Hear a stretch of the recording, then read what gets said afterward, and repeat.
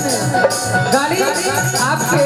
हम तो बहुत जब गाड़ी चलाएंगे तो खूब से तो साथ के नीचे न चलेगा जैसे लोग चलेगा तब तो हम बोलो भैया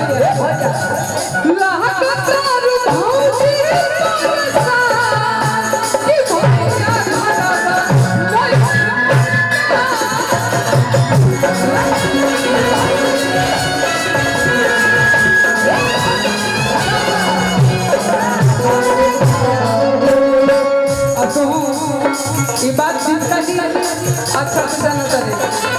अब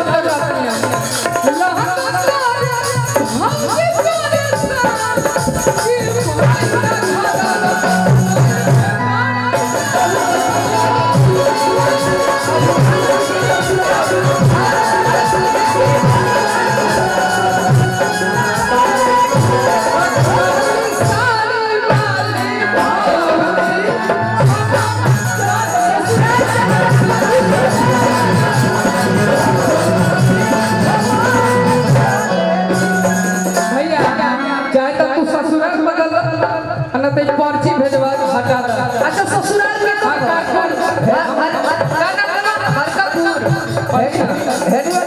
हकारपुर कितने हकारपुर के हकारपुर के हमने कंफ्यूज हो ससुराल के नाम डुबावत है और इनकर ससुराल में हमरा खातिर काल हो गई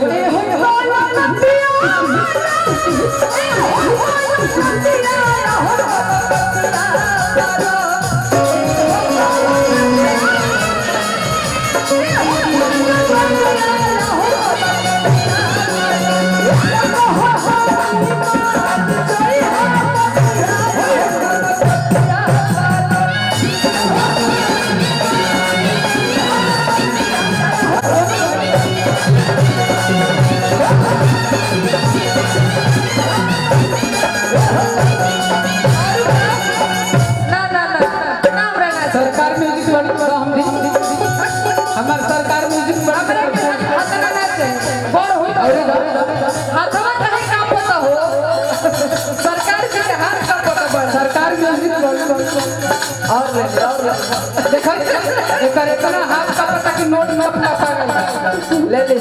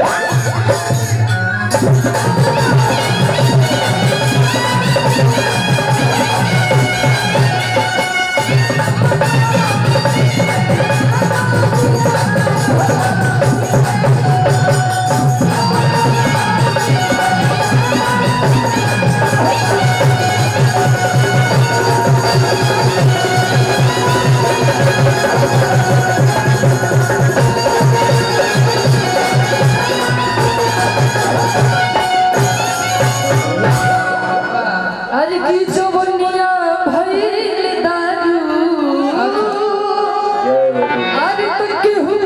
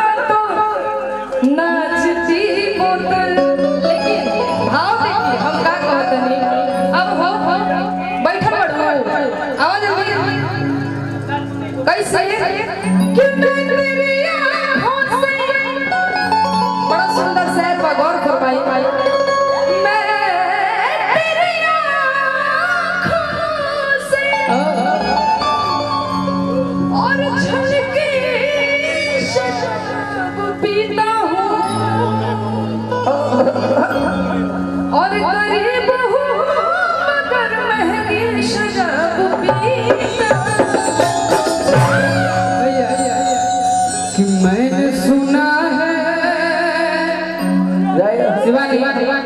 कि मैंने सुना है खाने का रंग बदलने वाला है राजन भैया कि बोतल खोल के सामने रख दो बोतल खोल के सामने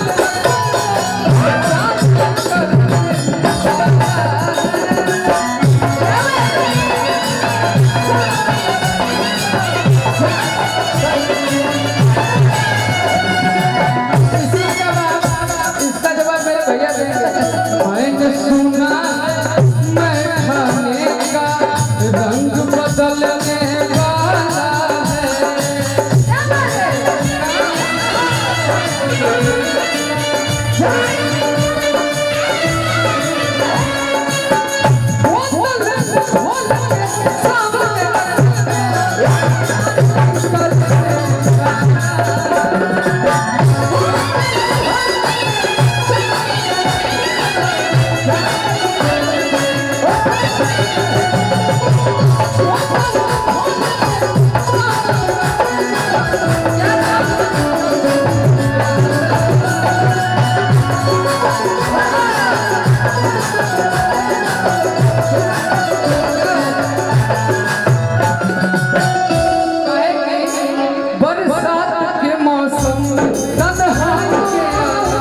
निकल आया बोतल भी उठा लाया बरसात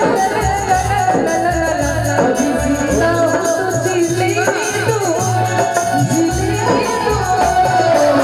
भाई बरसात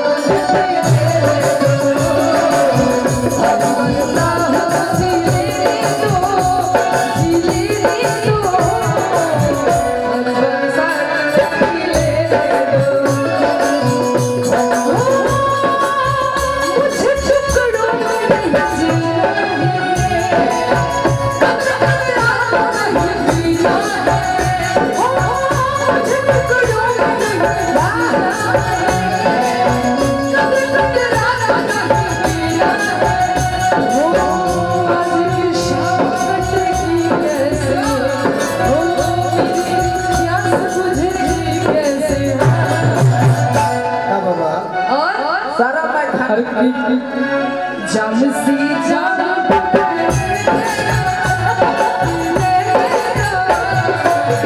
हरी बरसात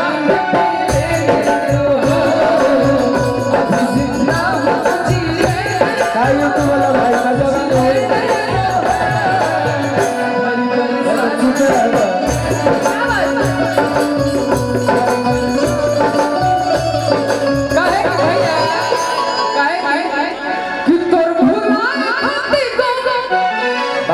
और दारू पी